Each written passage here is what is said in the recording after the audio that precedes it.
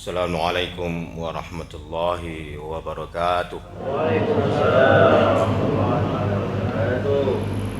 Alhamdulillahilladzi hadana lihadza wa ma kunna linahtadiya laula an hadanallah. Asyhadu an la ilaha illallah wahdahu la syarika lah wa asyhadu anna Muhammadan abduhu wa rasuluh. Allahumma fassalli wa sallim ala sayyidina Muhammad wa ala alihi wa ashabihi ajma'in. Wa ya ayuhan nas ittaqullaha haqqa tuqatih wa la tamutunna illa wa antum muslimun. Wa qala Allah ta'ala fil Qur'anil Karim, a'udzu billahi minasy syaithanir rajim. Bismillahirrahmanirrahim. Walamma barazu li Jalut wa junudi qalu rabbana afrigh 'alaina sabran wa tsabbit aqdamana wansurna 'alal qaumil kafirin. Wa hazamuhum bi idznillah wa qatala Dawud Jalut wa ataahu Allahul mulk wal hikmah wa 'ilmah mimma yasha' walaula daf'ullahin nas ba'dahum bi ba'd lafasadatil ard walakinallaha dzul fadlin 'alal 'alamin. Shadaqallahul 'azim. Wa muslimin sidang jemaah umat rahimakumullah. Puji dan syukur marilah senantiasa kita serahkan kepada Allah, yang mana pada hari yang mulia ini, Jumat 21 Rajab, kita masih diberikan oleh Allah kesehatan dan kelapangan, beserta terus upaya kita meningkatkan ketakwaan kita kepada Allah Subhanahu wa Ta'ala, sembari Allah terus memberikan kesempatan kepada kita, kesempatan untuk bertaubat kepadanya, beristighfar kepadanya, karena bulan Rajab adalah bulan dengan terkenal dengan bulan istighfar, bulan memperbanyak istighfar di hadapan Allah Subhanahu wa Ta'ala. Mudah-mudahan kita yang Allah berikan kesempatan ini mendapatkan ampunan Allah di dalam bulan Rajab yang mulia ini untuk menghadapi bulan Ramadan yang akan datang. Salawat beriringan salam juga senantiasalah kiranya tercurahkan ke baginda Rasul Nabi Muhammad sallallahu alaihi wasallam beserta keluarga dan para sahabat-sahabat beliau sekalian. Ayuhal jamaah Jumat rahimakumullah. Tak terasa waktu terus berjalan, umur terus bertambah. Ini artinya kehidupan yang kita jalani akan semakin habis waktu yang sudah Allah tentukan itu. Kontrak kita dengan Allah punya batasan. Allah sumber segala-galanya. Allah sumber dari pandangan mata kita. Allah sumber dari pendengaran telinga kita. Allah sumber dari rasa dalam perasaan kita. Bahkan pada titik akhirnya adalah Allah adalah sumber dari kehidupan kita, yang pastinya semua itu akan ditarik kembali oleh Allah Subhanahu wa Ta'ala. Akan selesailah sudah nanti perjalanan itu sesuai dengan sudah Allah janjikan kepada kita. Oleh karenanya para ulama senantiasa mengingatkan kita melalui hadis Rasulullah sallallahu alaihi wasallam, ni'matani ma'burun katsirun minan nas. Dua nikmat yang senantiasa dilalaikan oleh manusia. Nikmat apa itu? Pertama, as-sihah wal firah. Nikmat sehat dan nikmat lapang. Sering kita menganalogikan, pada saat kita sehat, kita lupa ada hal-hal yang pasti bermanfaat untuk masa depan kita. Kita lalaikan untuk melakukannya. Namun begitu waktu sempit datang, disitulah kita mengalaskan, kenapa tidak waktu lapang dulu. Begitu juga pada saat kita sakit, senantiasa menjadi alasan, ini saya sudah sakit, kenapa tidak waktu saya sehat dulu. Ini akan menjadi problem berkepanjangan seumur hidup kita. Dan sudah pun Rasulullah berikan peringatan keras kepada kita. Katsirum minan nas, kebanyakan manusia korban pada usia tuanya karena melupakan nikmat dua ini. Akhirnya kehidupan di masa yang akan datang juga menemui kemudaratan gara-gara dua nikmat ini kita abaikan. Allah tidak permasalahkan kamu pada saat kamu sakit. Allah juga tidak permasalahkan kamu pada saat kamu sempit. Akan tetapi yang menjadi persoalan besar adalah Allah berikan waktu padamu, waktu lapang dan waktu sehat, kamu tidak manfaatkan dengan semaksimal. Waktu lapang itu pasti Allah berikan.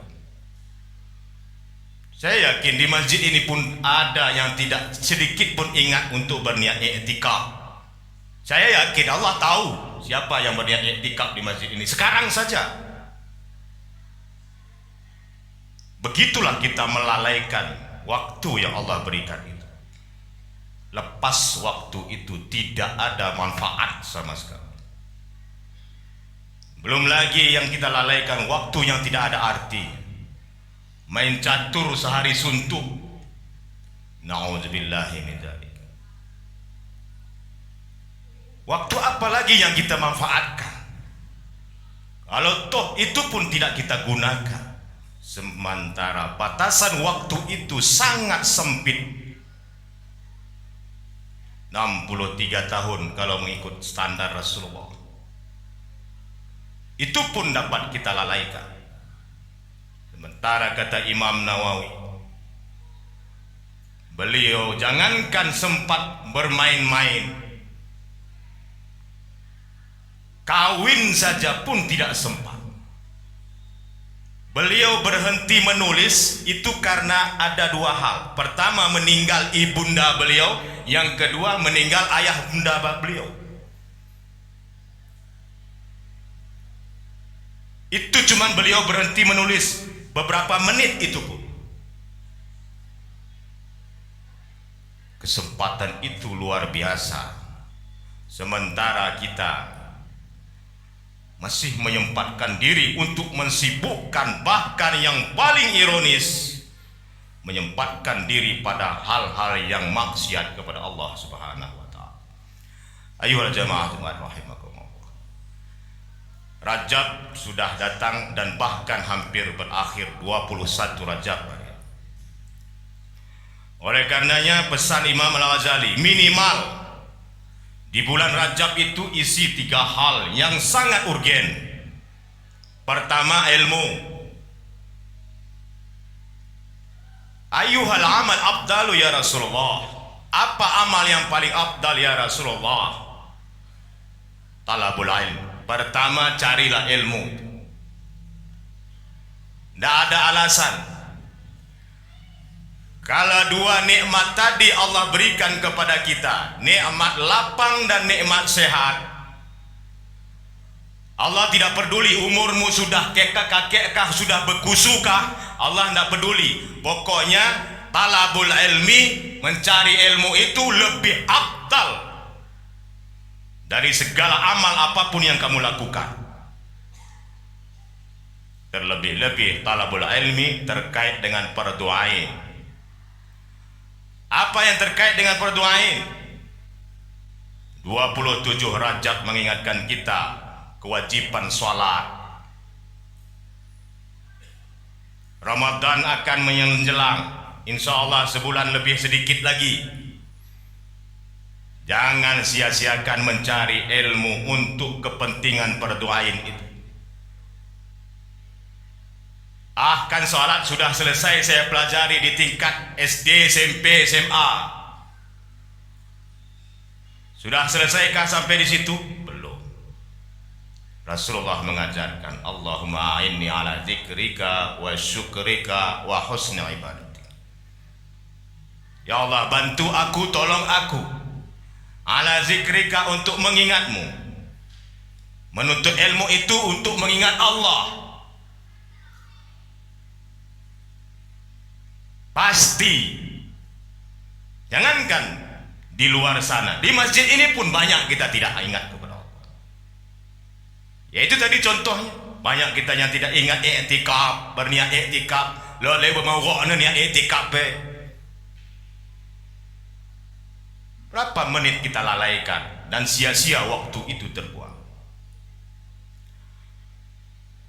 Kemudian wa syukrika, ingatkan, tolong aku ya Allah untuk berterima kasih kepadamu.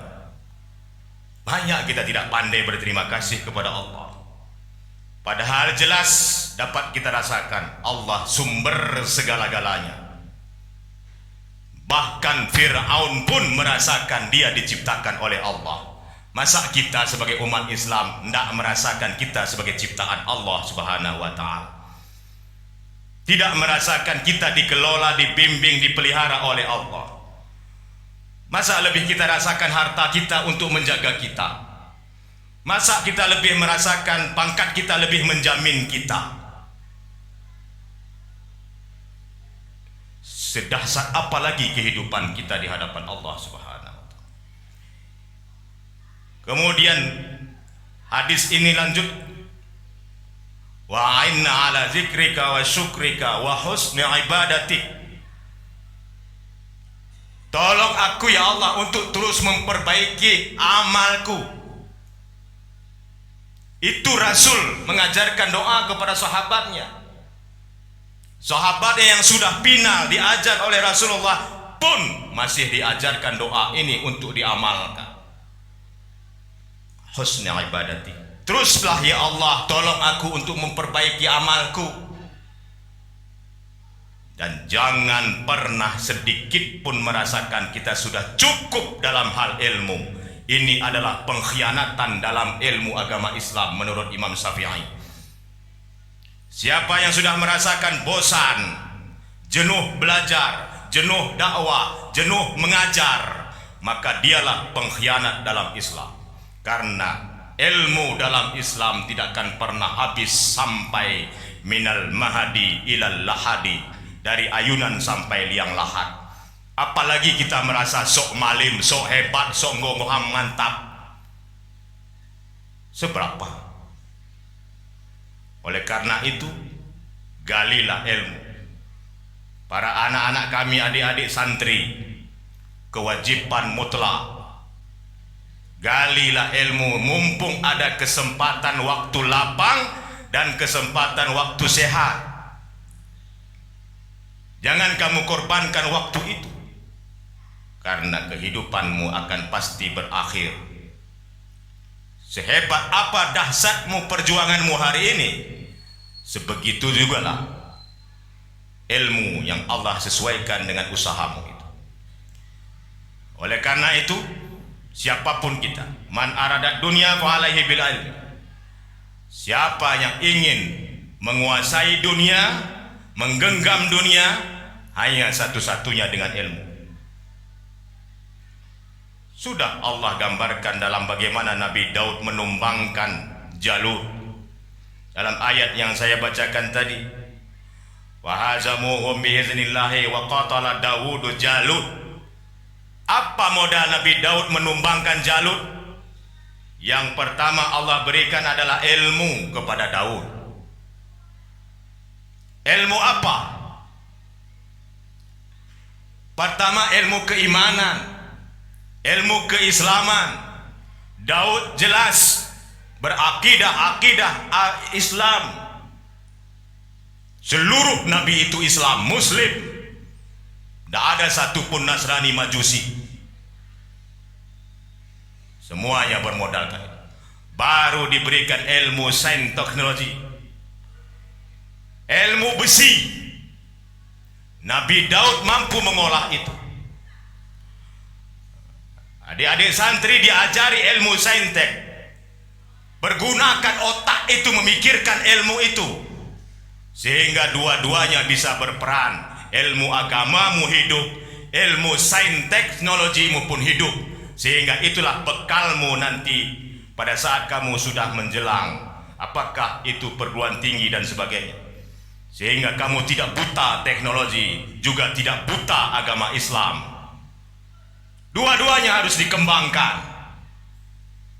Gak mungkin hanya kamu menguasai ilmu Islam, menunda atau tidak memikirkan dunia sementara kamu hidup di dunia ini. Kamu kuasai itu ilmu ekonomi, karena itu juga nanti akan berperan di kehidupanmu. Begitu juga bagi kita yang di luar pesantren, ilmu itu tetap wajib. Sering saya katakan, silakan kamu beli ijazahmu sebanyak-banyaknya, profesor pun bisa kamu beli. Silakan kamu beli pangkatmu setinggi-tingginya, tapi ingat, ilmu tidak akan pernah bisa kamu beli. Pengalaman tidak akan pernah bisa kamu beli. Dan satu-satunya yang bisa kamu menentukan hidupmu dunia dan akhirat adalah ilmumu sendiri. Ngapain ijazahmu banyak sementara kamu duduk di tempat jabatan bagi kelak pekak matoh biding bahanan KDP. Hidup dalam jabatan yang tidak kita ketahui akan menjadi beban dalam hidup kita. Menjabat beban beli bagi kelak pekak. Maka ilmu tidak akan pernah dibeli, seharga apapun ini. Pengalamanmu belajar di pesantren tidak akan pernah dapat dibeli. Pelajaranmu bermuhadasah, pelajaranmu yang kamu dapatkan ilmu dari pesantren tidak akan pernah kamu beli dimanapun dan sebesar apapun duit yang kamu keluarkan. Oleh karena itu, belas Rasulullah sudah menggariskan ilmu yang bisa mengatur segala-galanya itu. Oleh karena itu, yang kedua, jangan lupa teruslah beribadah. Pesan Imam Al-Ghazali kepada kita, karena tujuan hidup di dunia ini, wa ma khalaqtul bil jinni wal ins illa liya'budu.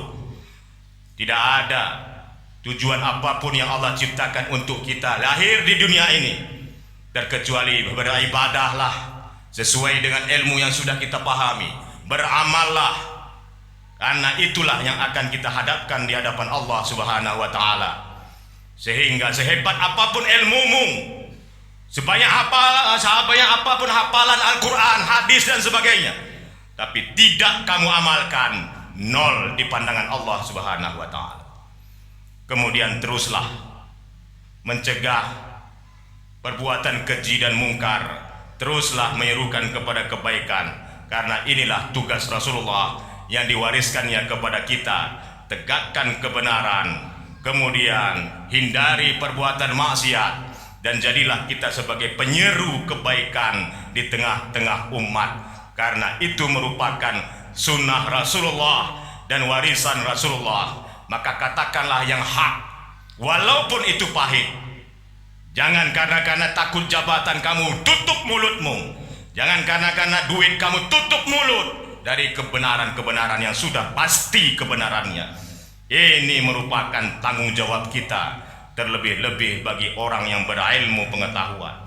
Oleh karena itu, tegakkan kebenaran, terlebih-lebih menjelang pemilu ini. Pasti di pandangan mata kita ada yang lebih baik, maka pilihlah yang lebih baik. Tidak perlu tutup mata. Karena kalau kita tutup mata, jelas ayat Allah mengungkapkan, mangkana fi akhiri, siapa yang di dunia ini tutup mata, fahuwa fil akhirati a'ma, dia akan pasti di akhirat nanti Allah butakan matanya, wa adalla sabila, dan dia akan sesatlah untuk selama-lamanya di akhirat. Oleh karena itu jangan pernah tutup mata dari kebenaran yang sudah Allah tunjukkan kepada kita. Oleh karena itu tentukanlah di mana yang terbaik, disitulah yang harus kita pahami dan kita tentukan sikap kita. Oleh karena itu disitulah nilai kebenaran dalam Islam, sehingga kita nanti lepas dari tanggung jawab kita di hadapan Allah Subhanahu wa taala. Kalau tidak, akan pasti kita berhadapan dengan masalah di hadapan Allah Subhanahu wa taala. Barakallahu li wa lakum fil Qur'anil azim wa nafa'ani wa iyyakum bima fihi min ayati wa dzikril hakim wa taqabbala minni wa minkum tilawata innahu was-sami'ul alim innahu jawadun karimun war raufur rahim.